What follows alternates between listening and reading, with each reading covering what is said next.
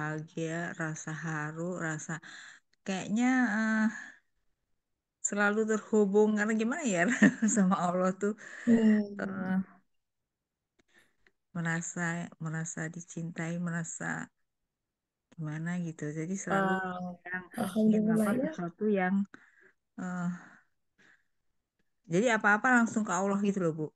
Mm-mm. Ya Merasa Allah. dia dekat, dia merasa dia ada Iya. gitu. Dan Heeh, ya, ya, that's amazing. heeh, Such a minta wonderful, ya. Ada minta connection gitu, ada ada yang nyambung di situ iya gitu. Jadi rasa. apa-apa ya ke Allah semuanya. Minta Hmm, ya, eh, yang Allah kehendaki yang terbaik dari Allah lah gitu, bersah semenuhnya. Alhamdulillah. Ya, itulah bersuluk itu akhirnya kita harus jadi seorang salik. Salik itu yang berjalan, yang bersuluk harus jadi seorang yang punya tauhid yang kuat. La ilaha illallah gitu. Jadi memang itulah jalannya. Semakin kita benar bersuluknya, semakin kita la ilaha illallah, yang lain nomor sekian, nomor satu Allah gitu. Dikit-dikit ke Allah, dikit-dikit bawa ke Allah. Dan itu menjadi tempat, jadi oase kita dalam kehidupan gitu ya. Sejadah tuh sholat itu dijadikan sebagai hiburan yang paling ultima buat orang beriman. Ya, kalau orang beriman hiburannya bukan ke bioskop, kemana, boleh, tapi itu selalu ya, kalau kita melakukan apapun orang yang beriman tuh nggak boleh asal gitu, yang tidak ada hikmah di dalamnya karena itu makanan buat jiwa kita. Ya. Nah, kebetulan hari ini insya Allah terkait dengan kisah Adam alaihissalam, terkait dengan keikhlasan dan makna dalam dari sebuah cinta. Nah, jadi terkait dengan apa yang Bu Eli barusan share gitu ya tentang pengalamannya bersuluk sejauh ini. Baik, kita mulai sama-sama dengan membaca basmalah dan sholawat. Bismillahirrahmanirrahim. Allahumma sholli ala Sayyidina Muhammad wa ala ali Sayyidina Muhammad. Alhamdulillah sahabat-sahabat, selamat berjumpa kembali di kajian suluk online minggu ini. Ya, bulan April tidak terasa kita sudah memasuki bulan keempat di tahun 2025. Rasanya baru kemarin gitu ya pergantian tahun tuh, sekarang udah bulan keempat lagi. Ya itulah kehidupan tuh sangat cepat.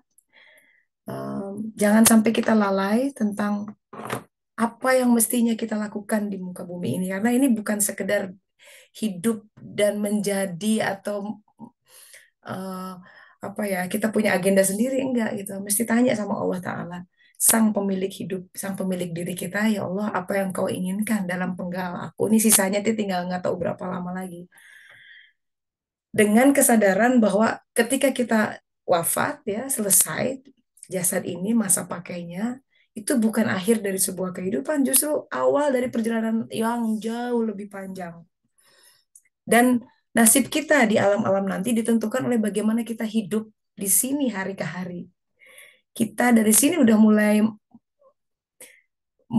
menghiasi tempat tinggal kita, apakah mau dihiasi dengan api atau dengan bunga-bunga.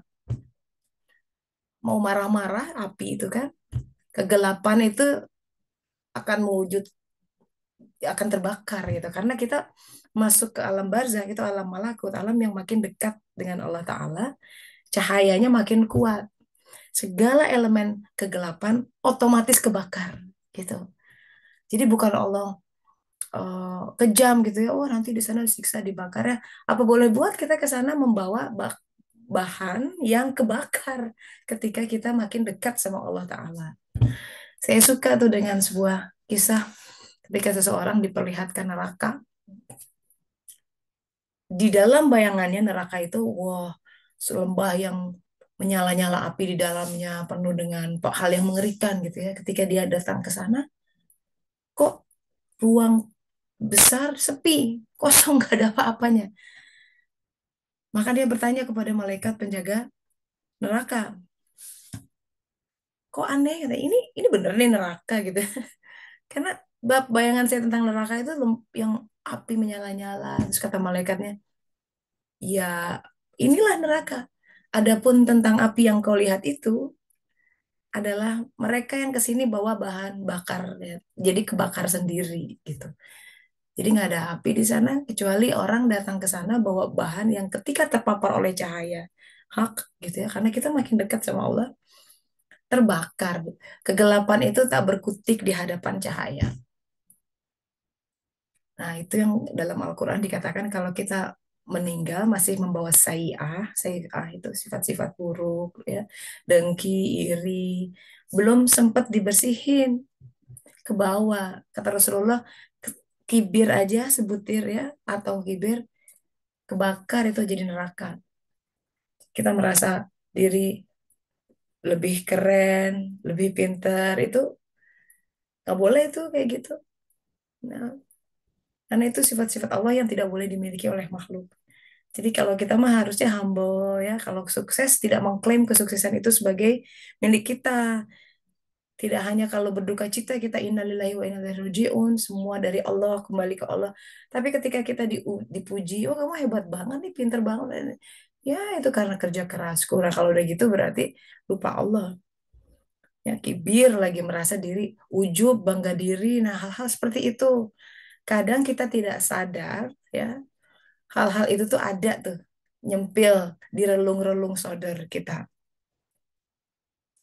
Allah Ta'ala, zat yang maha kasih, lihat realitanya seperti itu. Bayangkan ya, seorang sahabat besar seperti Abu Bakar As-Siddiq saja, yang sudah salah satu dijamin surga, itu suatu hari Rasulullah SAW pernah berkata bahwa, wahai Abu Bakar, sesungguhnya di dalam hatimu ada kecil kemusyrikan.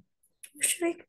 Kita mah dibilang kamu musyrik, langsung panas gitu ya, mau apa musyrik karena merasa tidak musyrik pada seorang Abu Bakar katanya ada kecil tapi di dalam pandangan Rasulullah kelihatan, apalagi Allah Ta'ala gitu ya, gambarannya itu seperti semut hitam yang merayap berjalan di atas batu hitam, udah hitam gelap di batu hitam kecil lagi di dalam tengah ya, di dalam kegelapan malam tanpa rembulan. Jadi peluang untuk terlihatnya itu kecil. Hanya orang benar-benar tajam bisa melihat ada semut sedang merayap di atas batu hitam di malam gelap tanpa rembulan. Coba. Allah Ta'ala tahu. Nah, jadi takdir kehidupan, sahabat-sahabat harus paham nih ya.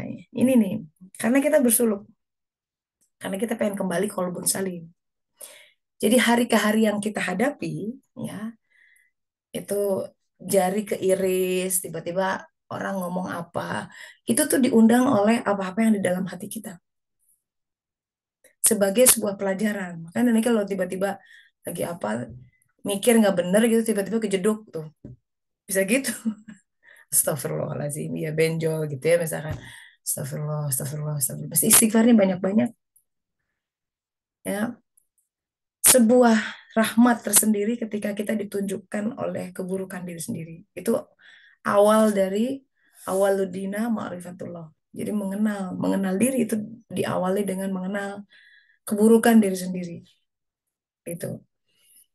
Jadi alhamdulillah kalau bersuluk itu selalu kalau lihat keburukan di orang lain tidak lantas wah dia begini-begini, enggak begitu, dia langsung refleksi kepada diri sendiri, ini apa yang mengundang ini ya, fenomena ini.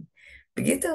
Karena kalau sekedar tunjuk hidung ke orang lain, salah dia, salah nggak akan selesai karena pelajaran itu harusnya diambil ya oleh diri kita. Itu harus jadi pelajaran. Nah, itu. Jadi kehidupan adalah cermin tiga dimensi yang sangat canggih yang menampakkan ihwal keadaan hati kita dari saat ke saat. Kalau baik akan tertampakkan baik. Nah, kalau buruk, wah akan menjadi sesuatu yang menampar kita. Itulah pentingnya banyak-banyak istighfar. Karena dia akan memotong itu. Supaya tidak terjadi hal-hal yang bersifat musibah dan lain sebagainya. Atau dengan sedekah gitu ya. Sedekah putus. Jadi sedekah itu menolak bala. Kayak gitu kan. Supaya kita kan nggak mau terjadi hal-hal yang buruk dalam sehari itu gitu. Pengennya hidup tuh bisa kalau tapi dengan sebuah kesadaran bahwa kita ini masih penuh dengan hijab-hijab hati. Bukti argumentasi nyata bahwa kita masih ada hijab hati, ya belum nyala misbahnya. Sesuatu yang dikatakan oleh, ya dalam dalam Al-Quran tuh surat An-Nur ayat 35. Auzubillahiminasyaitonirrajim, itu bicara tentang Allahu nurus samawati wal ard. Allah cahaya petala langit dan bumi. Mathalun nurihi kamishkah fiha misbah. Jadi ada mishkat, ada struktur misbah, zujajah, itu bicara tentang manusia. Manusia yang sudah menjadi insan kamil, yang sudah utuh, menyatu antara aspek raga, jiwa, dan rohnya. Ini orang yang sudah berfungsi secara efektif menjadi khalifah. Kan memang dari awal skenario Adam alaihissalam adalah ditunjuk jadi khalifah fil ard. Yang namanya khalifah adalah God's representative, itu kalau terjemahan bahasa Inggrisnya. Jadi perwakilan Allah Ta'ala di muka bumi. Yang namanya wakil dari sesuatu itu mesti mirip dengan sesuatu. Pemikirannya mirip gitu ya, sifat-sifatnya mirip. Nah, maka ada sifat-sifat Allah Ta'ala, tanda bahwa dia menjadi khalifah, makin terpancar sifat-sifat ilahiyah. Ar-Rahman Ar-Rahim, jelas ya, dia penyayang kepada seluruh makhluknya, menjaga hati, menjaga perasaan, tidak bengis gitu ya. Makanya ghibah itu termasuk hijab yang kemudian menutup di langit pertama, karena ghibah itu semacam semacam kebengisan terhadap orang lain ya. Kita ngomongin hal yang akan menyakiti orang tersebut kalau dia mendengar itu. Kita pun nggak enak kalau diomongin sama orang tentang sesuatu yang kita tidak sukai. Saya nggak suka kamu ngomong saya seperti itu, gitu. Jadi dalam Islam tuh ihwal menyakiti orang lain itu sangat dijaga supaya tidak dilakukan. Sedemikian rupa sampai kalau ada hadis ya, kalau kamu bertiga jangan bisik-bisik cuma berdua nih. Saking dijaga hal yang halus. Walaupun lagi nggak ngomongin orang ketiga, tapi kan dia berpikir dia menjaga perasaan gitu. Ini agama yang luar biasa, menjaga perasaan orang. Ya, jadi output orang-orang yang muslim itu mestinya begitu. Empati gitu ya, take into consideration of other feeling. Jadi kalau udah janji telat 30 menit, bu ya telepon gitu ya, minta maaf. Nah, atau utang nih, janji tanggal sekian, pleng nggak kasih kabar. Nah, itu bukan muslim. Dia harus ngerasa kalau aku digituin gimana gitu. Golden rules ya. Jangan melakukan hal sama orang lain yang kita nggak suka kalau orang itu melakukan sama kita. Gitu kan. Nah, jadi hari ini kita akan memperdalam dan merenungi kisah tentang Adam alaihissalam terkait dengan fungsinya sebagai khalifah. Kita semua harus menjadi khalifah, perwakilan Allah Ta'ala di ruang kita masing-masing. Tanda itu mulai berfungsi adalah sifat-sifat baik mulai terpancar. Kenapa? Karena kita mendekat sama Allah Ta'ala. Wajar ya. Hati itu kalau makin dekat sama Allah Ta'ala, dia dipanggil ya. Ketika kita sholat, itu kita berusaha betul khusyuk agar dia hadir. Kalau semakin khusyuk, semakin lama khusyuknya, khusyuk 5 menit beda dengan khusyuk 10 menit, beda dengan khusyuk 10 detik gitu. Kehadirannya itu sama-sama itu yang mengubah diri kita. Karena dia cahaya kenceng banget. Hadir, terus kemudian makanya ketika kita sholat Allahu Akbar, itu Allah tuh blek ada di depan gitu. Si tangan tuh kan di hadapan Allahu Akbar. Ini menerima cahaya tuh tangan ini. Kemudian disimpan di dada cahayanya. Bismillahirrahmanirrahim. Beraudiensi ngobrol di setiap kata kan ada hadisnya tuh.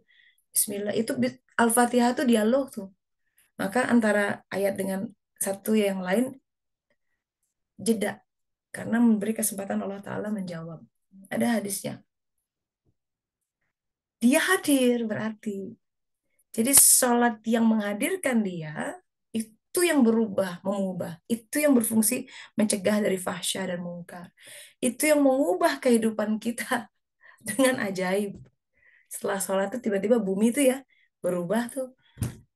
Sesimpel matahari tiba-tiba ada, ekonomi berputar, gerinda. Oh itu mah Lawang malaikat-malaikat yang ngurusin semua itu berada, disujudkan pada khalifah kok. Dulu kan gitu ceritanya. Para malaikat disujudkan pada Adam alaihissalam karena dia sudah berfungsi sebagai khalifah. Sama kita Bani Adam, sahabat-sahabat. Kalau kita makin benar beribadahnya, makin menjadi diri kita sendiri sesuai dengan apa yang Allah inginkan, makin memerankan kehidupan ini sesuai dengan karsa Sang Gusti, dikasih semua hayatan toibah, mana dan salwa, semua janji Allah dalam Al-Quran. Gak akan kekurangan, bahkan berlebih.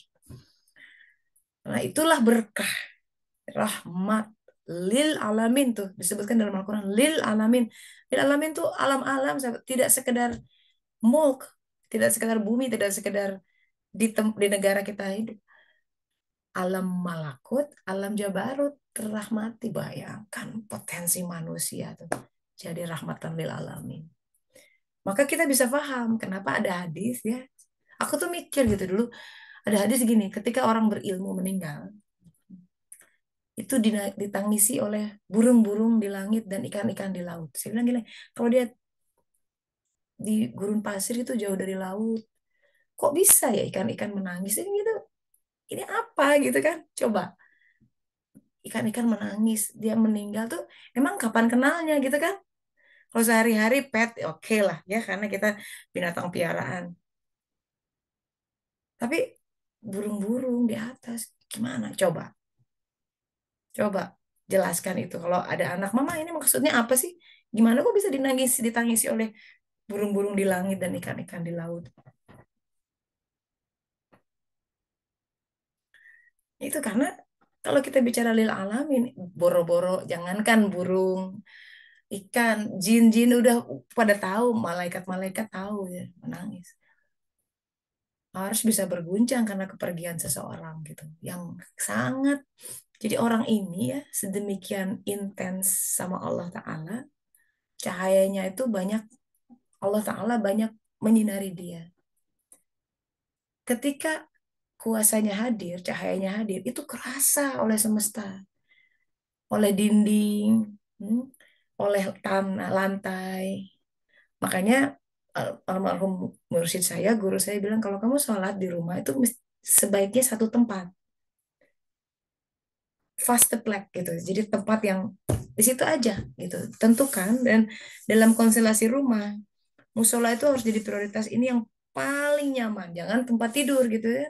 Yang paling nyaman. Yang paling nyaman musola.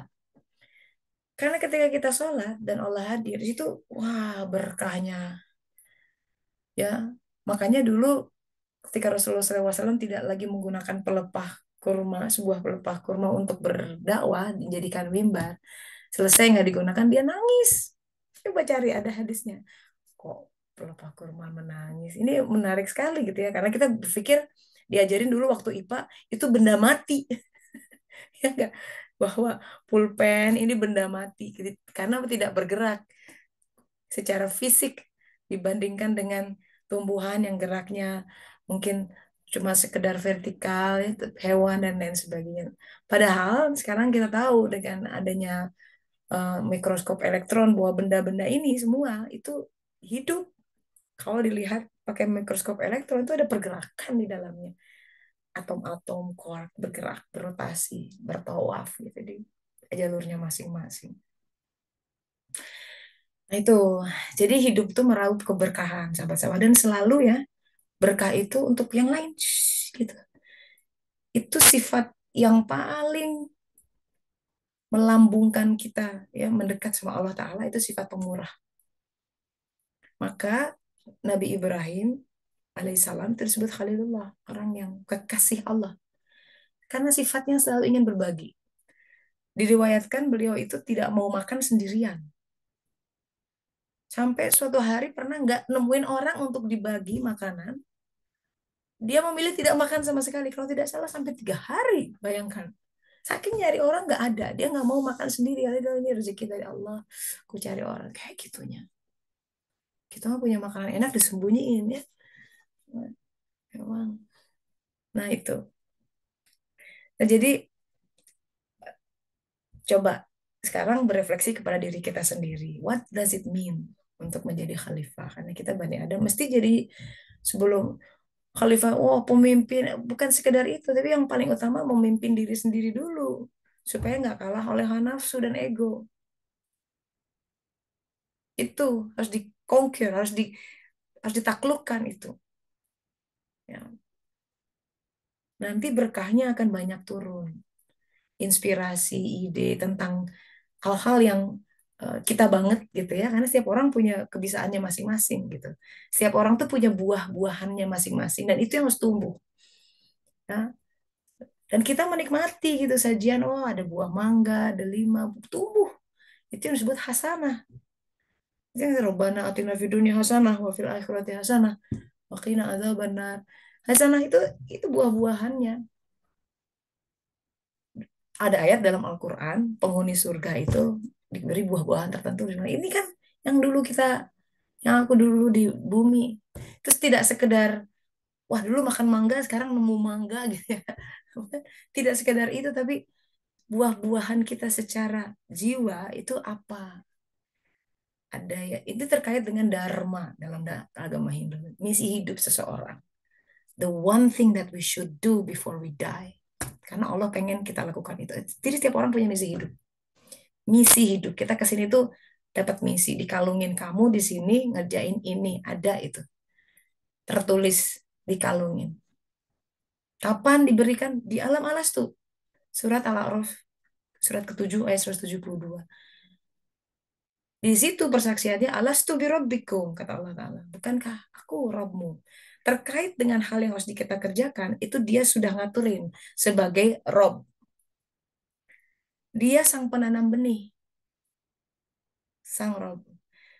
Sang penanam benih paling tahu conditioning apa, lahan mana yang paling cocok agar benih itu tumbuh berkembang dengan baik pada saatnya membuahkan, menghasilkan buahnya. Maka diciptakanlah takdir-takdir kehidupan. Ya. Dan itu sudah tercipta lama, lama. Kemudian diturunkan secara detail pada saat 120 hari. Cuklaknya itu. 120 hari ditiup tuh jiwa-jiwa yang sudah bersaksi di alam alas tuh. Ada yang kebagian lahir tahun 70-an, ada yang 60-an, 80-an. Sudah dihitung dalam ilmu dan pertimbangannya bahwa ini benih kayak gini dari orang tua ini. Tanggal segini, jam segini, di daerah ini. Ditanam. Kata Ibnu Athaillah, segala sesuatu yang tidak ditanam dalam kegelapan tidak akan bertumbuh gitu. Jadi memang dalam Al-Quran dikatakan 3 kegelapan tuh.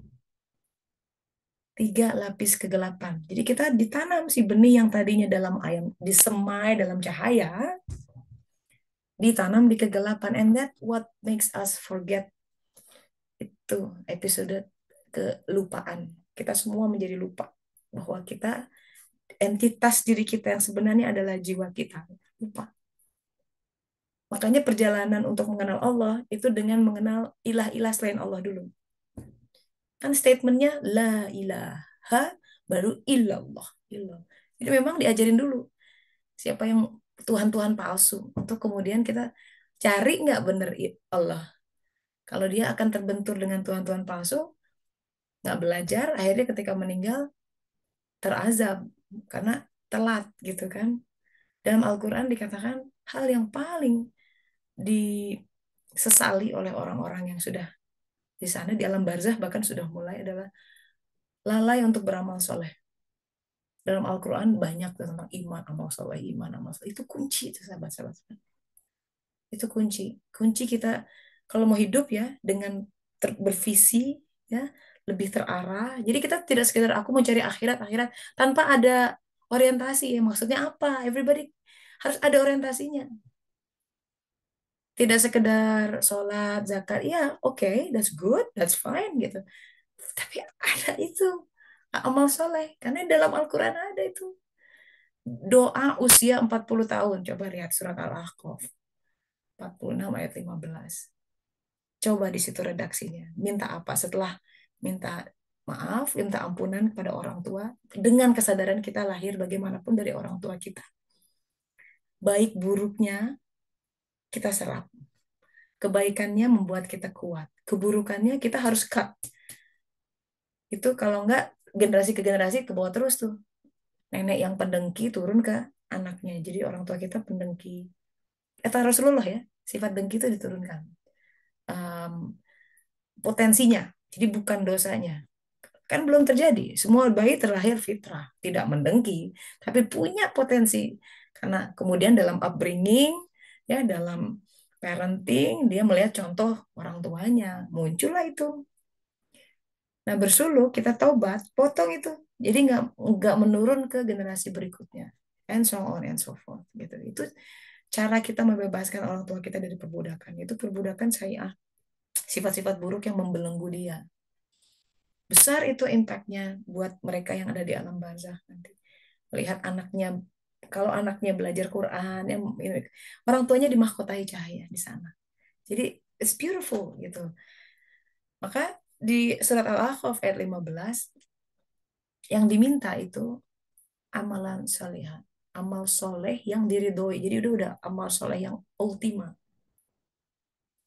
Kalau dalam kisah Rumi itu kan tentang seorang raja yang mengutus menterinya untuk membangun sebuah infrastruktur, katakanlah jembatan di sebuah tempat, gitu. Dengan sebuah taktik militer tertentu. Tentu sang raja punya pertimbangan tertentu. Kenapa jembatan itu harus selesai sebelum tanggal segini, ada deadline-nya. Maka dikirim sang menteri beserta semua engineer, semua bahan-bahan yang dibutuhkan agar jembatan itu selesai pada saat yang diperlukan. Karena dia berfungsi untuk menghubungkan sesuatu bla bla bla gitu ya. Untuk kemaslahatan peradaban.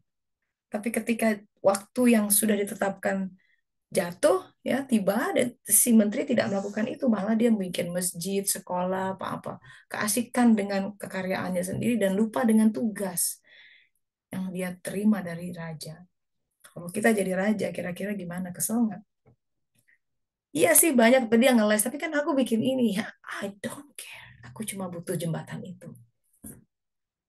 Nanti kita balik sama Allah Ta'ala ya, dia tapi ya Allah aku bikin ini, bikin itu, bikin, kata Allah, kamu lupa, kamu tuh diutus bukan untuk ini. Dan, eh, iya sih, nah, di situ nanti coba lihat surat surat ketujuh ayat 172 itu.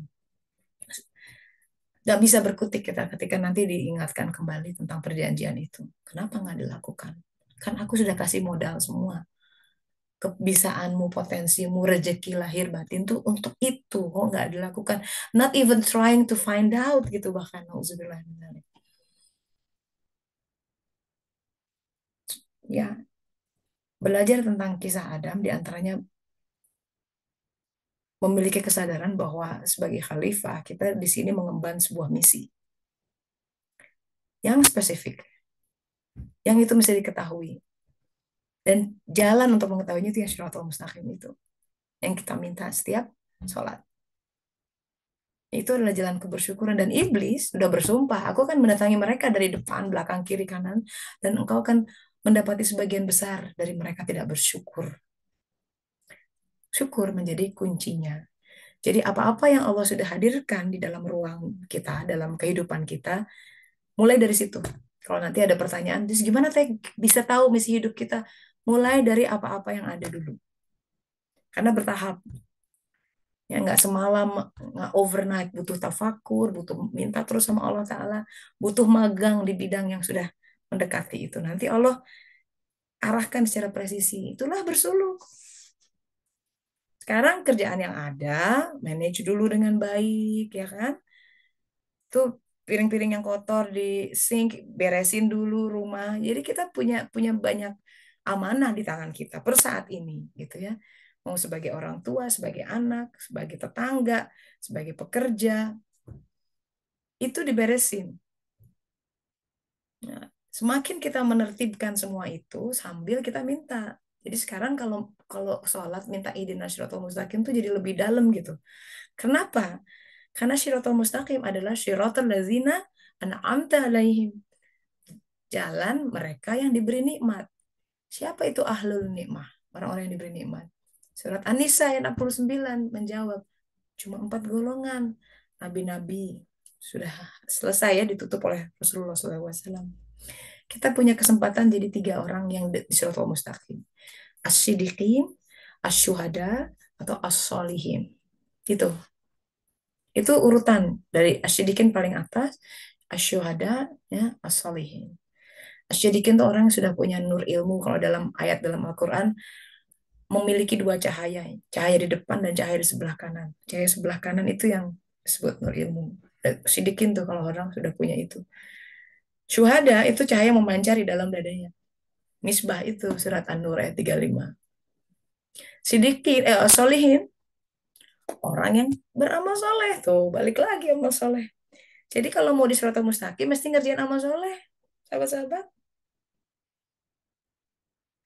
amal soleh itu beda dengan amal baik.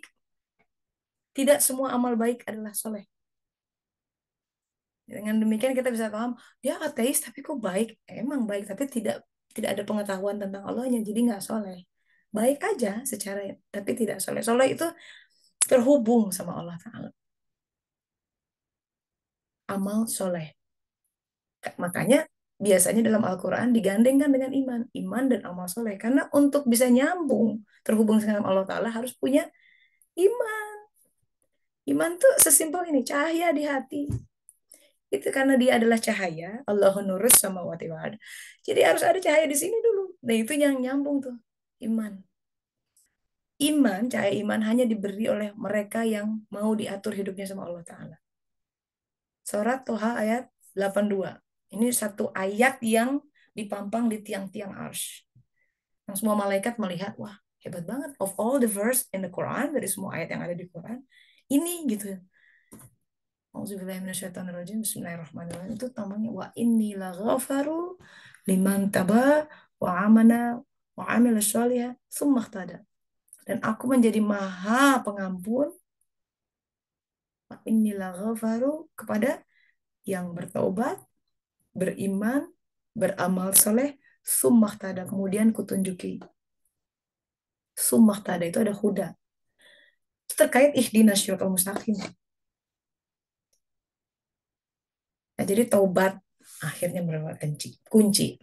Rasulullah SAW, sahabat-sahabat, insan mulia yang sudah menyala cahayanya, Sirojan Muniro itu sehari 100 kali taubatnya. Bukan sekedar istighfar ya. Taubat. Buat beliau mah melencengnya tuh wah, mungkin tipis banget. Kita dari waktu zuhur ke asar tuh potensi kemelencengan banyak banget. Mungkin mesti ribuan kali gitu taubat kita tuh. Tapi setidaknya dipancang di pilar-pilar itu makanya pentingnya sholat tepat waktu. Di awal waktu itulah Shiratul Mustaqim, sholat kejar sebisa mungkin. Sorry, aku tinggalkan dulu. Cuma bentar. Gelar sejadah. Wah, itu cahaya tuh. Masuk. Orientasi lagi. Supaya kita nggak tersesat hidup tuh. Tersesat jauh. Nanti kita merasa melakukan banyak, sudah merasa jalan jauh, tapi nggak kemana-mana. Akhirnya kehausan, nggak menemukan air, mati, nauzubillah, di tengah padang kehidupan. Mati itu jiwanya ya. Secara fisik mungkin, wow, dia dapat proyek gede, nah, tapi kosong, nggak happy. Sukses sih secara dunia, tapi kosong. Banyak itu kayak gitu. Ya, so let's contemplate on that. Ya, kita sekarang punya punya aktivitas masing-masing, ya kan? Nah, itu tuh kalau orang beriman tuh kalau inspiring ya, inspired by the meaning of khalifah. Jadi apa namanya? Wakil Allah di muka bumi. Itu harusnya kita jadi, aku jangan malu-maluin gitu wakilnya gitu ya. Orang yang beriman itu produktif karena Allah produktif. Jadi nggak males-malesan, nggak hitung-hitungan kerjaan. Kalau kata guru saya gini, kalau kamu digaji X rupiah, kerjamu tuh X plus. Itu nggak ada prinsip ekonomi ngomong begitu. Karena prinsip ekonomi bilang upaya keluarkan sekecil-kecilnya pengeluaran pendapatan sebesar-besarnya itu nggak suluk banget. Suluk bahkan justru keluarin, keluarin. So, nah, nggak hitungan. Nah, kemudian, wah aku nih jamnya nggak dihitung nih kemarin, atau minta minta kenaikan gaji atau apa. Bukan nggak boleh ya, cuma ya niat mesti dipasang bener lah gitu. Jadi kita super produktif gitu ya, orang beriman itu sangat peduli dengan lingkungannya, tidak sekedar manusia yang dijaga ya kan dia takut tersinggung atau apa. Kemudian juga ya peduli environmental friendly ya kan jelas karena kan dia menjadi bagian dari bumi ini yang akan dijaga gitu. So, mari kita lanjutkan dengan diskusi dan sharing session tentang makna dari khalifah ya. Ini supaya kita membumikan konsep-konsep seperti ini. Ayat-ayatnya ada jelas gitu ya, cuma sejauh mana sih kita sudah mengorientasikan hidup kita untuk bisa apa ya menjadi wakilnya yang benar gitu dan baik. Silakan sahabat-sahabat saya undang untuk sesi diskusi atau sharing. Ya, langsung di unmute saja atau boleh kirim lewat chat buat yang tidak bisa open mic gitu. Silakan. Di sini udah buat Sri, Mbak Hati, Mbak Dela. Lama nggak dengar suaranya Del. How's life been treating you? Ya, silakan di unmute. It's a sharing session now. Alhamdulillah teh baik. Teteh apa kabar? Alhamdulillah. Alhamdulillah, alhamdulillah. So, belajar apa sejauh ini? Ada kemajuan apa? Apa yang baru ya? Ya, kata Rasulullah Hmm, tiap hari itu harus lebih baik dari yang lain, dari sebelumnya gitu. Ada pengetahuan yang ditambah gitu. Ada yang like lebih paham tentang ini, tentang itu. Boleh di-share. wah, ada banyak sih ya, tapi sempat sempat putus asa tuh gara-gara habis Ramadan tuh. Aduh, Hmm. kayaknya apa ya namanya nggak dapet Lailatul Qadar karena malah makin bingung. Terus kayak makin gitu-gitu lah awalnya kayak gitu. Terus pas Lebaran dapet apa namanya info kalau sahabat aku gitu ya, dia tuh mau Hmm. eh, pulang ke Indonesia gitu buat selamanya gitu, back for good gitulah. Itu sedih banget Hmm. gitu rasanya tuh kayak yang wah, siapa lagi? Karena dia tuh satu-satunya temen yang, walaupun Yang kita worth beda it kan? negara ya, maksudnya dia Monaco, aku di Nice, tapi nggak terlalu jauh lah gitu, 30, Hmm. 15 sampai 20 menit lah kalau pakai Hmm. mobil. Nah, terus itu tuh jadi bikin kayak kayak hampa gitu loh. Karena Apa dia sih tuh kan punya bagusnya? Punya. punya ini punya anaknya, anak pertama itu laki-laki usianya sama kayak aku gitu ya, cuman lebih Hmm. tua 1 tahun lah gitu, tapi sama-sama di SMP, akhir SMP mau SMA gitu, jadi kita suka sharing. Kemudian juga suaminya dia itu suka apa ya namanya, uh, pengen pendidikannya itu ya apa ya namanya untuk kayak pendidikan Islam juga gitu loh. Jadi ya bikin aku kayak ada temen gitu. Karena teman-teman Hmm. yang lain aku jujur tinggal di situ um, sedikit yang maksudnya tuh yang Islam, atau bahkan banyakannya yang nunjukinnya tuh mungkin Islam dari kalau aku lihat mereka mudik itu orang tuanya berjilbab gitu ya. Tapi mereka di Hmm. sininya entahlah menjalanin atau enggak gitu kan. Karena ketika ketemu kita makan di restoran minum alkohol, pesan yang enggak halal gitu-gitu. Nah, Hmm. cuman dia temanku yang hampir samalah sama aku untuk berusaha untuk makan makanan halal, cari restoran halal gitu. Nah, dia mau pergi Ya. gitu. Jadi aku mikir, wah gitu. Tapi terus aku bilang sama ya Allah, aku pengen bikin apa ya namanya, kayak perpisahan sama dia, terus mau Hmm. ngundang dia ke rumah tuh, terus aku ngapain gitu, nyajiin apa gitu gitu. Aku apa yang bisa aku support ke dia sebelum dia pergi gitu. Hmm. Terus ya udah akhirnya dia apa namanya ya belum sih belum pergi karena dia mau ujian dulu anaknya sampai lulus SMP dulu gitu. Cuman Hmm. ya Hmm. ketika aku bilang itu ke Allah tuh Allah kayak ngasih ide ngapain gitu. Terus udah gitu Ya. terus aku juga waktu itu jadi kan lumayan lah jadi bikin sedih gitu ya. Terus aku ngapain ya gitu secara Ah. di sini tuh kayak nggak ada tempat buat sharing gitu. Terus udah gitu tiba-tiba tuh teh yang yang proyek-proyek aku yang dulu aku stuck gitu-gitu, kayak Allah tuh Hmm. kayak ngasih haya gitu, kayak aku tuh harus tahu mau ngapain gitu, terus bakalan kemana gitu. Terus kalau aku tafakurin gitu ya, oh kayaknya emang aku tuh dari dulu itu ada di bidang itu, tapi aku tuh dulu teh setengah-setengah gitu karena aku lebih ngikutin aku sukanya ini, cita-citanya pengen kerja di majalah fashion apa gitu loh ya. Jadi Hmm. padahal yang Allah kasih ke aku tuh bukan bidang itu gitu loh. Tapi Hmm. aku nggak mau gitu. Aku ya ambil aja tapi setengah hati gitu ngerjainnya ya biasa we gitu. Tapi yang aku perjuangin itu yang ini gitu. Dan ketika aku di Perancis juga aku pengen lanjutinnya itu. Tapi padahal Allah tuh kayaknya nggak ke situ gitu. Karena di bidang itu tuh aku sempat udah sempat bikin kayak apa tuh namanya e-commerce-nya gitu. Kena tipu, kena Hmm. arnab gitu kan. Tapi kalau Ya. yang ini aku ngerasa kayak ini bukan sesuatu yang baru gitu. Dan bahwa ini tuh kayak ngelanjutin impian papa aku dulu gitu loh, yang tentang apa sih namanya, tentang dia tuh pengen, kan papaku dulu tuh kerja di apa ya namanya, di BKPMD gitu, kayak Badan Penanaman Modal Investasi Ya. untuk perusahaan apa ya, pengusaha-pengusaha kayak UMKM untuk ke luar negeri gitu ya. Terus Hmm. hambatannya itu dari zaman papa kerja hingga saat ini tuh itu terus gitu loh. Terus aku tuh Hmm. kok bisa sih berpuluh-puluh tahun kayak gini, kerjanya apa gitu, pemerintah tuh gak ada solusi gitu. Um, Hmm. dan yang itu juga ya karena justru karena ide tersebut gitu ya, aku tuh tiba-tiba abis COVID itu ditawarin, bukan mereka, jadi ceritanya kan abis COVID itu di sini tuh nggak bisa, apa namanya, pengusaha orang Indonesia di Prancis itu mereka kesulitan menjual produk. Terus Hmm. KJRI itu peduli mau ngapain gitu lah. Terus aku tuh ikut Zoom itu iseng aja gitu. Terus pas aku dengar orang-orang ngomong gitu, terus aku tuh ngusulin gimana kalau misalkan bikin katalog tapi online, karena kita kan di kalau ngeprint tuh kayaknya udah zaman dulu banget gitu, online Hmm. gitu. Terus untuk mewadahi semua pengusaha yang ada di Prancis gitu. Ternyata ide itu diterima. Tetapi aku waktu itu nggak bisa wujudin karena aku lagi formasi ya, lagi sekolah gitu.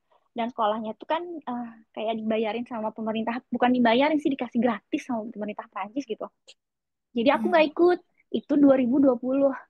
Nah, ketika 2021 aku tuh bermaksud untuk apa ya, immatrikulation, uh, daftarin perusahaan aku jadi micro entrepreneur. Nah, tiba-tiba baru kemarin aku daftar, ditelepon sama pihak KJRI, mau nggak aku yang kelola ini maintenance-nya gitu-gitulah. Terus aku bilang, oh boleh, karena kebetulan aku baru daftar tapi belum punya klien gitu. Akhirnya kan Hmm. punya klien, jadinya dia klien pertama. Nah dari situ tuh aku jadi tahu gitu celahnya apa, terus maksudnya kelemahan, bukan kelemahan sih, batasan dari pemerintah Indonesia tuh bisa mengakomodir kebutuhan apa namanya, Oke. itu tuh di Hmm. mana gitu loh. Aku tuh di Oke. situ gitu, terus aku pelajarin, terus aku tuh tiba-tiba ada email untuk ikutan lomba gitu ya teh, tapi tuh 2023 lah. Hmm. aku aku ikut iseng ya sama konsep aku tentang kendala-kendala untuk itu, terus tiba-tiba yang menang itu, tapi menangnya itu kan sekolah, ketemu sama orang-orang ahli di bidangnya. Abis itu tuh stuck stuck di situ, karena ketika ketika kayak gitu tuh kan harus punya modal gini-gini. Tapi aku pikir kayak modalnya juga kayak pinjam, aku nggak mau gitu karena ada bunganya tinggi banget. Terus aku tuh diam aja gitu. Tapi ketika kesini kesini berlalu gitu ya Allah tuh kayak kayak nunjukin cercah, apa ya namanya, dari kayak kayak pokoknya kayak nunjukin jalan gitu. Dan aku lagi berpikir inikah gitu, tapi aku mau jalanin, apa namanya, mau mau diniatinnya tuh kayak mensyukuri nikmat Allah aja dulu, karena aku pun ini nggak tahu gitu. Jadi eh, Hmm. karena kan kalau misalkan aku niatnya yang lain-lain, jadi ya pokoknya aku ingat-ingat nasihat yang Ajang Suluk atau SS yang bilang gitu, kalau kita tuh harus harus apa ya, kalau mau mau melakukan amal soleh itu kan kita lihat dari sekitar kita ya, potensi kita apa yang tadi kita bilang juga Ya, gitu. mulai dari situ. Nggak Ya, jauh-jauh. betul. Jadi aku lurusin niat dulu, harus mensyukuri gitu. Jangan karena semua semua yang terus aku ngerasa bahwa itu tuh kayak mulai mengerucut ke situ, tapi ya aku Oke. eh ya nggak tahu sih. Jadi ya mau dijalanin aja gitu. Pokoknya yang penting Sekarang niatnya aku gimana bersyukur. statusnya? Sekarang em, Hmm. kayak mulai keluar gitu. Maksudnya keluar gimana ya?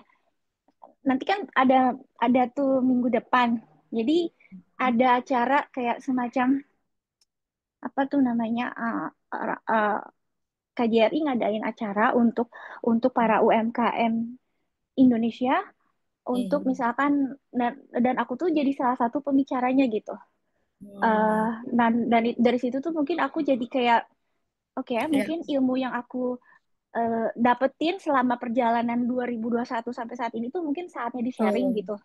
Ya, Jadi ya, ya ya. aku coba deh gitu. Walaupun ya memang saat itu jatuh bangun ya teh kayak aku ditolak sama brand-brand Indonesia Hmm. gitu. Mau gak kesini tapi dengan kerja sama gini tuh, oh gak mau terus udah gitu. Oh Perancis ribet banget harus gini gini gitu gitu ya. Oke, gitu aku tuh berarti bukan dia gitu loh. Jadi aku tuh selalu yang Ya, aku serahin it's aja part deh ke of it. Allah. Ya, bagian Mm-mm. dari perjalanan. Ya, baik, Mbak. Terima kasih Mbak Dela sudah berbagi. Nah, Alhamdulillah. Sama-sama. Nah, kayak gini tuh hal-hal yang kita semua punya punya proyeknya masing-masing. Buat Dela adalah bisnisnya yang berusaha udah kayak melahirkan anak gitu ya, diurus dari sekian lama. Kita punya pekerjaan mungkin yang sudah kerja lebih dari 5 tahun. Kita punya sehari-hari tuh ya ada keluarga dan lain sebagainya. I want you to pause that. Kita semua berhenti dulu di sini ya. Berhenti dan kemudian I want to take you to see it.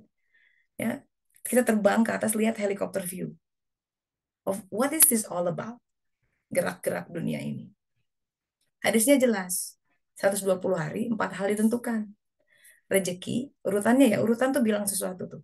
Rezeki, ajal, ya. Artinya rezeki itu, kata Rasulullah, rezeki itu mengejar kita lebih cepat dari kematian. Tuh kok iso? Ya iyalah, karena sebelum mati harusnya rezekinya udah digunakan, udah diberikan. Fair ya Allah tuh. Masalahnya sebagian besar manusia meninggal tidak memenuhi bahkan hanya memenuhi 10% aja rezeki. Jadi fisiknya juga rezeki materialnya pas-pasan gitu. Apalagi rezeki batinnya yang berupa ilham, misbah tadi nur ilmu, ya kan? Iman, kesabaran, kurang. Kemudian ajal ditentukan sudah. Kemudian amal-amal, kerjaan-kerjaan. Jadi Allah tuh tahu kan dari ayat kursi. Tahu ma fis samawati wa ma fil. Man dzalladzi yashfa'u indahu illa bi'idznih. Ya'lamu ma baina aydihim wa ma khalfahum. Jadi Allah tahu ada yang di depan kita, di belakang. Allah tahu. Udah tahu orang ditulis di Lauh Mahfuz. Tinta ciptaan telah kering katanya gitu. Jadi segala kemungkinan kehidupan kita, buat tadi temannya Dela bahkan pindah itu udah tahu Allah tuh bakal. Kita aja yang kaget. Hah, I didn't saw it coming. Dia tahu gitu. Ya. Sekarang kalau dia tahu, sekarang so what is it about gitu. Karena semua sudah ada gitu. Kemungkinan-kemungkinannya. Ya. Jadi fokus kita bukan sekedar achievement, "Ah, aku sukses nih." Karena memang ada garisnya bakalan ke sukses ke sana. Tapi fokus kita tidak kepada jadi bisnis Fortune 500 gitu. Kalau memang ada takdirnya akan dikesanain gitu. Tinggal kita yang ikhtiarnya bener nggak gitu. Itu aja Allah. Allah tuh fair itu. Sama orang kafir tapi kerjanya bener dikasih dunia. Karena mereka mintanya dunia. Kasih berlimpah, kerjanya bener. Kerja keras dikasih. Adil Allah itu. Tapi karena mereka tidak mencari akhirat ya sudah, monotok. Selesai ke sana, wah repot gitu. Nah, jadi fokus kita, nah kita kan sering sering dipusingkan oleh masalah rezeki, ya kan? Masalah bisa nggak nyekolahin anak, should I stay here or not, gitu. Aduh, kayak gitu-gitu ya. Sebenarnya semua ada kemungkinan udah ada. Hal-hal yang kita pertakuti itu udah ada jawabannya. Ya, makanya itu pentingnya tawakal kalau Allah udah ditulisin, tenang aja gitu ya, nggak akan celaka karena kan Allah tidak akan menimpakan sesuatu yang tidak sanggup kita pikul. Maka kuncinya adalah tadi, sekarang apa yang dicari dalam perjalanan hidup yang sudah ditentukan itu. Kuncinya kan kemudian jadi hak ma'rifatullah. Mesti hikmahnya apa gitu. Sekarang mesti kebaca tuh Del, misalnya orang-orang itu pergi ya, sedih kan? Baca tuh Iqra. Kesedihan itu apa sih sebenarnya? Apa aku semata-mata sedih dia nggak ada teman curhat? Maybe there's a deeper layer in that. Itu ajakan untuk membaca. And then what is apa impact dampaknya kemudian? Karena ini gerakan semesta ya. Itu kitab yang harus dibaca. Alif Lam Mim Dzalikal Kitab. Jadi ada kitab Al-Quran, kitab Lauh Mahfuz, kitab kehidupan, lam, dan kitab diri. Dalam kitab kehidupan tuh gerakannya seperti itu. Allah bikin aja sesuatu yang gerak, kemudian oh jadi begitu. Kemarin beberapa hari yang lalu salah seorang teman saya meninggal, umurnya baru 41 tahun. Dan itu menjadi berhenti lagi mengingat bahwa kematian itu sangat dekat ya, ya Allah, astagfirullah. Reorientasi kembali. Banyak tuh, makanya dua hal yang bisa mengobati penyakit hati. Yang tadinya hati membeku, ya, bandel banget, susah bersyukur, banyak malesnya, banyak ngeluhnya, dengan Quran dan zikrul maut. Maka kadang dalam kehidupan Allah kasih the taste of death, ya, nuansa kematian. Ada kematian secara jasadiah, ya, tiba-tiba dapat berita kerabat meninggal, teman satu angkatan meninggal. Kayak gitu-gitu tuh harus jangan lalai itu. Itu pesan Allah Ta'ala untuk hey, do something about yourself. Nih kamu kebanyakan main-main nih hidup tuh. Nggak serius. Nah, pulang nanti nggak mutmainah, nauzubillah min dzalik. Kan kita pengen ya nas mutmainah. Kita tenang, Bu. Dicabut nyawa tuh, aku pulang ya Allah. I wanna run to you bahkan. Di kaum sufi tuh hari kematian tuh hari pernikahan sebutnya karena wedding day di celebrate karena pertemuan dengan sang kekasih. Aku udah pengen pokoknya pengen ketemu. Bukan ingin dipercepat kematian, tentu ada waktunya, tapi lebih kepada kita we're not afraid to die. Kita kematian bukan the end of everything. Itu cara kita memandang. Dan kemudian karena kita masih takut mati, ya kan? Dan Allah tahu, gitu. Jadi dikasih dilatih dengan nuansa-nuansa kematian. Jadi ada kematian secara fisik, ada kematian secara yang the end of relationship itu juga kematian. Perceraian itu nuansa kematian. Anak dibikin putus hubungan atau nggak marah sama kita ada nuansa kematian, ada nuansa kesedihan di situ. Teman pindah ini nuansa kematian tuh, zikrul maut tuh, Del. Ada sesuatu yang dicabut gitu. You probably going to grieve and give yourself time and space to do that. Or maybe delayed grief or whatever. Because semakin seseorang itu signifikan dalam hidup kita, ketidakadaannya akan seperti menyisakan sebuah lubang besar. And we have to be kind gitu, minta pertolongan sama Allah Taala untuk move on. And what is that mean gitu? Karena Allah pasti akan ganti sebenarnya. Itu hukum kekekalan energi di alam semesta ini, sesuatu yang diambil mesti digantiin. Jadi there's no such thing as empty space dalam tanda kutip, karena semua diisi, ya, gitu. Karena kan isinya kalau nggak Allah setan gitu masalahnya, nauzubillah min zalik gitu ya. Jadi itu pentingnya kita berzikir terus menerus. Ini kalau ada gerakan semesta nih selalu minta ya Allah apa supaya dapat pengajarannya. Itulah hikmah gitu, dalam hadis dikatakan adalah barang tambang orang mukmin. Hikmah itu makanan jiwa. Al-haq, hak. Timbangan di hari nanti adalah hak. Jadi semakin banyak kita mau mengumpulkan hakikat-hakikat kehidupan, semakin tuh mutiara-mutiara nanti ditimbang di Yaumil Mahsyar berat. Gitu. Mbak Ati udah unmute nih, kayaknya mau sharing, betul? Oh, oh ya, Ayo. waktu Hmm, for, nah nggak usah pakai video lah. Nggak apa-apa, nggak usah. Eh, Silakan. nah hari ini kan hari libur, jadinya Hmm. suasananya agak lain. Nah, Assalamualaikum warahmatullahi wabarakatuh. Waalaikumsalam warahmatullahi wabarakatuh. Monggo, Mbak. Tadi saya dengar dengan seksama, kemudian saya kembali mengingat bagaimana saya dulu. Saya itu orangnya takabur, merasa Hmm. paling pintar, merasa paling bisa, merasa paling hebat. Padahal ibu saya selalu mengingatkan, walillahilhamd. Hanya Allah yang berhak dipuji. Jadi kamu jangan cari pujian gitu. Hmm. Jadi saya pernah dari takaburnya itu, saya pernah gebrak meja bos karena saya gajinya cuma dinaikin 10 euro per bulan. Hmm. Hmm. Subuh-subuh janjian di kantor, saya bilang saya gebrak-gebrak. Itu tukang sikat WC itu dapat 220 euro 1 jam. Saya dikasih 10 euro per bulan ekstra. Sombong kali gitu ya. Hmm. Tapi waktu berjalan, ya saya nggak dapat apa-apa kok akhirnya. Nggak diapa-apain. Terus saya pokoknya ya segitulah emang kamu dapat segitu.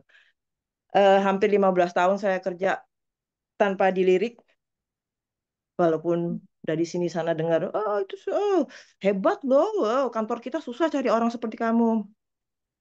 Kalau waktu itu saya mikirnya, pret, gitu kan. Saya merasa tidak dihargai. Tapi Nah, kemudian saya pikir, penghargaan dari manusia itu apa sih? Penghargaan dari Allah itu kan lebih hakiki, gitu kan.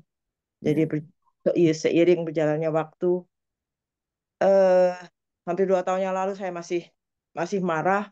Setahun yang lalu saya masih marah. Saya gebrak-gebrak bos yang lain.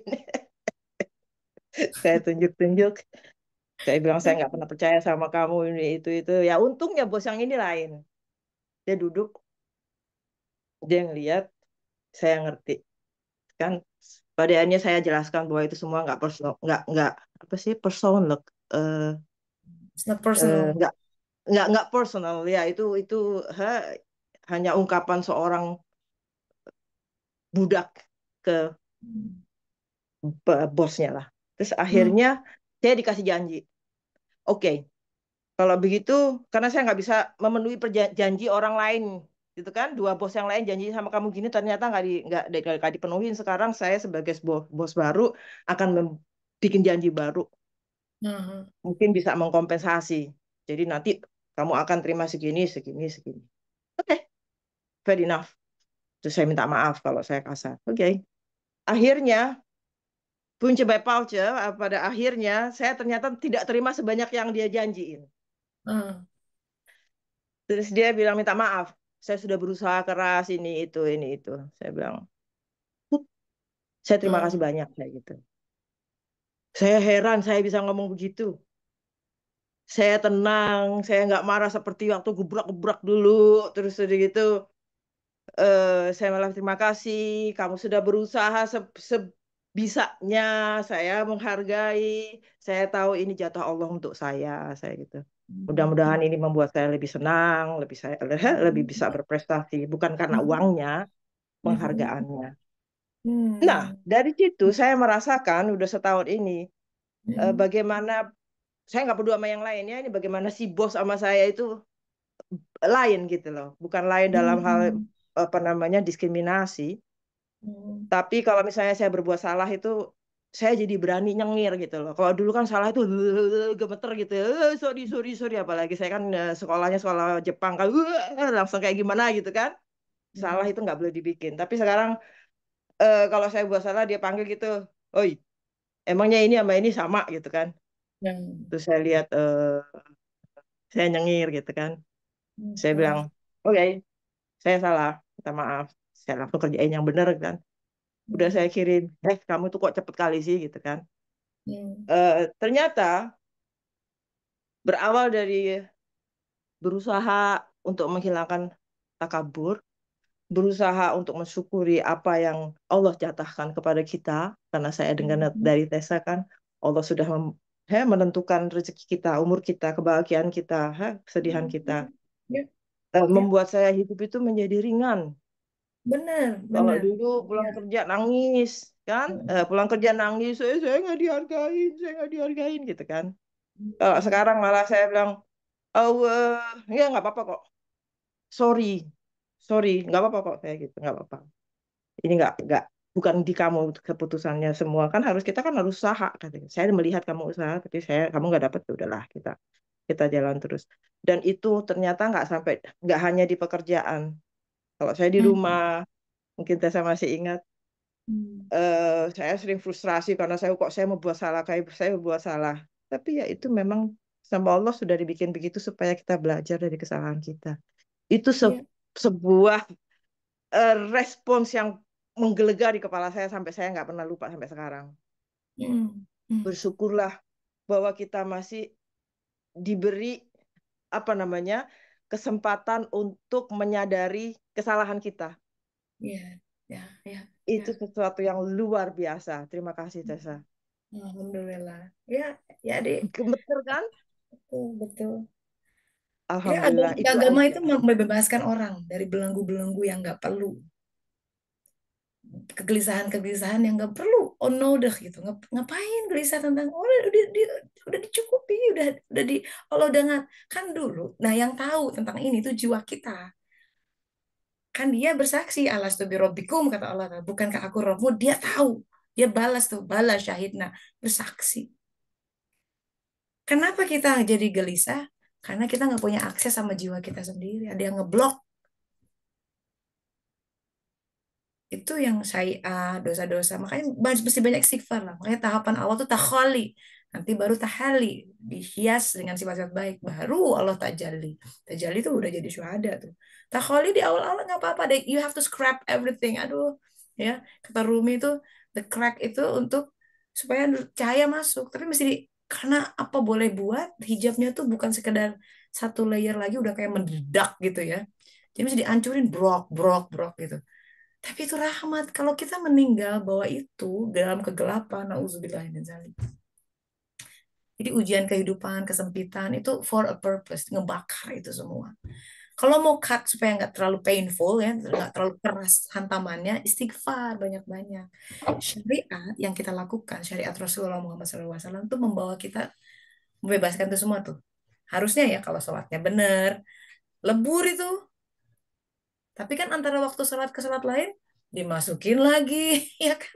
Jadi kita kejar-kejaran tuh, susah mau sholat. Kan kata Rasulullah gini, kalau ada orang mandi 5 kali sehari di sungai, bersih nggak? Kita aja mandi sekali, 2 kali udah enak ya, wangi. 5 kali loh. Tapi kan kita habis mandi berkubang di lumpur, gitu. Lumpur kelalaian, lumpur dunia, kotor lagi, ya kan? Bau lagi. Baru berapa menit?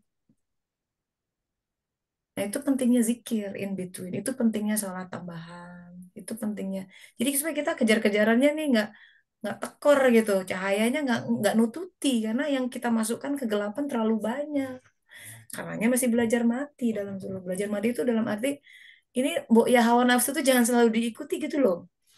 Oke, kita nggak merasa melakukan apa ya, tidak zina, tidak apa, tapi pikiran kemana-mana itu suluk diantaranya adalah manage pikiran kita yang nggak perlu nggak usah dipikirin.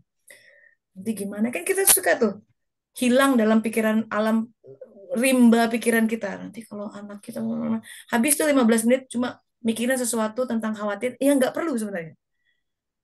Lo nggak belum kejadian. Kita udah mikir nanti kalau gini gimana terus gini, gini. Terus udah gitu jantung karena tubuh kita tuh nggak bisa membedakan ya. Nah, ini the thing about chronic stress. Ya, itu ada bukunya. Why Zebra Don't Get Ulcer. Itu ada bukunya ditulis sama seorang dokter. Beda kita sama zebra. Zebra tuh stres. Sama, semua binatang stres itu bukan hal yang buruk. Dia punya punya fungsi. Zebra ngelihat singa, langsung tuh jantung berdegup keras. Dia karena harus lari. Adrenalin meningkat, langsung kencang lari. Coba kalau zebra lihat singa, oh tenang, dimakan langsung mati. Tapi stres itu supaya dia membantu. Tapi setelah si harimau out of sight, si singa itu dia langsung pulih lagi tuh, nggak stres, nggak jantung tidak berdetak-detak, dia nggak khawatir. There is no apparent threats, nggak ada ancaman yang nyata. Manusia nggak ada singanya, ya belum ada kejadiannya, udah stres duluan. Baru lahir, gimana kalau anakku gini? Dia meng-create suatu kondisi di alam pikirannya, and that is deadly. Gimana kalau suamiku nanti sama orang lain, padahal nggak kejadian tuh. Itu bukan realitas. Dia membuat realita di dalam pikirannya sendiri. Here's the thing about our body. Dia nggak tahu bedanya. Dia nggak tahu apa yang kita lihat itu. Yang kemudian dia akan merespon. Kan coba kalau kita mikir worst case scenario ya, coba kasih simulasi aja. Karena tiap orang beda-beda worst case scenario-nya. Sesuatu yang kehilangan anak tiba-tiba meninggal misalnya. Pikirin tuh. Bikin realitas itu dalam pikiran kita. Gimana kalau anakku tiba-tiba meninggal kecelakaan? Tuh tiba-tiba badan tuh kerasa tuh, jantung berdetak kencang ya kan, semua. Padahal kejadian apa enggak? Enggak. Kita bikin narasi itu di pikiran kita. Tubuh kita nggak bisa bedakan. Itu real atau tidak. Sekarang, ya kalau suluknya nggak bener, itu kita berpikir tuh nggak efektif, nggak produktif. Ya. Kita mikirin hal, khawatir tentang hal yang belum datang. Lawang yang kita khawatir itu tidak terjadi, belum terjadi, tidak terjadi lah. Di saat itu bukan realita. And yet we choose, itu pilihan ya. Kita mikirin itu si badan on a long term jadi darah tinggi, kanker, ya, ulcer, gastritis, si badan hancur karena dia hormon stres keluar terus. Lama, chronic stress namanya. Rusak. Nah, jadi tadi fungsi jadi khalifah ya. Sebelum kita berbuat benar, yuk kita beresin pikiran. Mikir tuh yang benar gitu loh. Ya, yang produktif, yang kira-kira menghasilkan amal soleh daripada mikir-mikir gimana ya kalau mikir yang ya tidak produktif tuh, terus buat apa mikir kayak gitu lawang kejadian yang nggak ada. The reality adalah begini. Buat apa? Mulai mikir tuh mikir apa yang bisa aku kontribusikan ini buat nah gitu mikir ya tentang ilmu sains boleh itu produktif. Tapi mikir-mikir yang kira-kira gimana jadinya kebanyakan kita ya sakit badan tuh karena kebanyakan minum es kalau kata guruku. Lo es apa? Esmosi. Esmosi jiwa itu loh. Itu. Jadi dua gerbang kalau kita pengen sehat badan tuh mesti dijaga. Satu gerbang pikiran, yang gerbang lain makanan. Itu. Nah, jadi itulah kira-kira ya. Jadi bagaimana ketika kita menata pikiran, berpikir benar, positif gitu ya, jangan negatif terus, jadinya nggak enak ke hati. Jadinya kesel terus sama pasangan, kesel terus sama kolega. Jadi suasana tuh, nah itu karena kita memilih narasi yang tidak tepat. Nah, bagian dari amal soleh adalah memilih narasi yang tepat. Dan itu harus bismillahirrahmanirrahim. Banyak-banyak zikir karena itu akan diajari oleh Allah Ta'ala. Ya, jadi tugas kita ayo sebisa mungkin bawa sebanyak mungkin cahaya, cahaya. Jadilah cahaya di situ. Ya, dimanapun kita berada gitu. Allah sumber cahaya. Kita nggak bisa ngada-ngadain cahaya sendiri. Kita nggak punya. Kita tuh kegelapan, fakir, nggak punya apa-apa. Hanya dari Allah Ta'ala. Let the light win. Let love win. Maafkan, move on, ya, kasihi sesama, ampuni, ya, bermurah hatilah. Nah itu kualitas-kualitas cahaya yang perlu ditumbuhkan. Nanti enak. The act of forgiveness bukan berarti kita membenarkan perlakuan orang salah. Yang dia lakukan adalah kejahatan kepadaku. Tapi ketika aku memaafkan, bukan berarti yang dia lakukan benar, tapi aku melepaskan diriku dari itu. There's some kind of free ourselves from that. Memaafkan itu. Sebenarnya kita yang butuh. So that's a path to the light gitu. Suluk itu adalah perjalanan minaz zulumati ila nur. Dari kegelapan kepada cahaya dan itu berlangsung setiap saat. Kita harus memenangi ya Allah cahaya gitu ya. Ada doanya tuh sampai jadikan aku cahaya, kulit cahaya, semua sampai kayak begitu. Jadi emang komoditas kita dalam jiwa ini adalah cari cahaya dimanapun kita berada. Itulah ya saking mendekat pada Allah Ta'ala. Semoga Allah Ta'ala memudahkan kita untuk senantiasa naik gitu ke atas ya. Sabar menghadapi semua yang ada, mensyukuri gitu, celebrate life gitu, and feel that because surga itu di sini, mulai dari sini kita bentuk di bumi tempat kita berpijak di kerjaan yang ini, di rekening uang tinggal berapa segini, that's paradise, that's heaven. Hanya masalah kita bersyukur apa enggak. Alhamdulillah ya Rabbil alamin. Nah, insya Allah semoga ada waktu lagi, ada usia kita minggu depan bertemu kembali. Terima kasih sahabat-sahabat untuk silaturahminya dan sharingnya. Kita tutup sama-sama dengan doa akhir majelis. Subhanaka Allahumma wa bihamdika asyhadu an la ilaha illa anta astaghfiruka wa atubu ilaik. Alhamdulillahirabbil alamin. Pamit dulu sahabat-sahabat. Assalamualaikum warahmatullahi wabarakatuh. Terima kasih. Pamit ya. Waalaikumsalam Waalaikumsalam warahmatullahi warahmatullahi wabarakatuh. wabarakatuh.